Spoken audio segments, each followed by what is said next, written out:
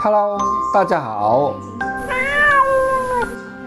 今天给大家做虾姜煮番薯叶。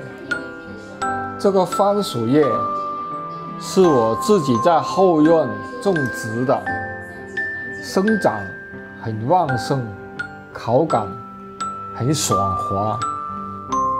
沙姜番薯叶是一道非常野味的家常小炒，在我们台山非常的流行，所以虾姜在台山的美食中用途非常的广泛。虾姜蛋白质含量丰富，营养价值很高，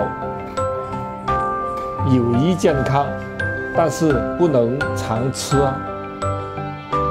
你也可以用腐乳来代替，也非常的野味。乳香浓郁，爽口下饭。